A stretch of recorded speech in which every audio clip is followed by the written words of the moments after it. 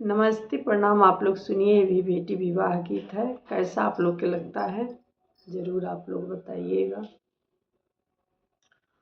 अरे पापा के कोठा चढ़ी बोलेला सुगनावा, बोलेला गहा गही बोल। अरे पापा के कोठा चढ़ी बोले ला सुगनवा, बोलेला गहा गही बोल। अपना महलिया से निकलेली सासु, सुगया गे और हमार। अरे अपना महलिया से निकलेली चाची, सुगया गे और हमार। अरे किया तो हुए सुगा खोआ खाइबा, किया लेके आइला संदेश। अरे किया तो हुए सुगा खोआ खाइबा, किया लेके आइला संदेश। नाही मोरे सासु खोआ हम खाइबा, नाही हम लाइनी संदेश।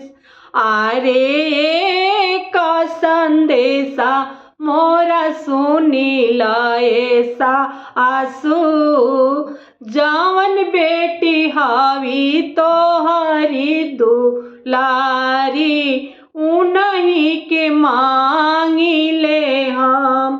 अरे जवाना धियवा सासू हाई तोर दुलारी, उन्हीं के मांगी ले हम।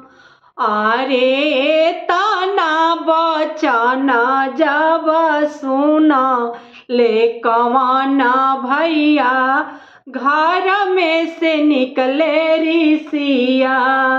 अरे ताना बचाना जब सुने ले कवाना भैया, घर में से निकले ऋषिया।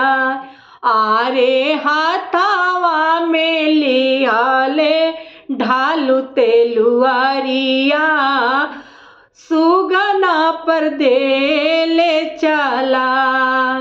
अरे ही तेलुअरिया माँ रवि तोहरा के सुगना, मांगे लो बहिनी हमार। अरे है बड़ा माँ रवि तोहरा के सुगना, मांगे लो बहिनी हमार।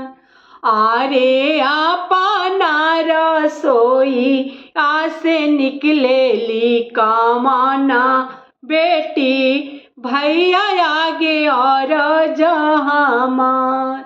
अरे अपना रसोई आसे निकलेली कमाना बेटी, भैया आगे और हमार।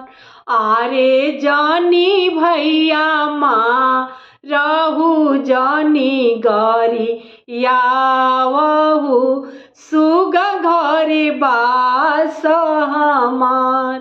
अरे जानी भैया माँ रहू जानी गरिया वहू, सुगा घरे बास हमार।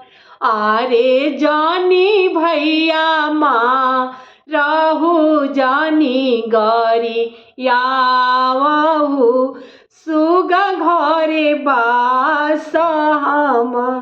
धन्यवाद दोस्तों।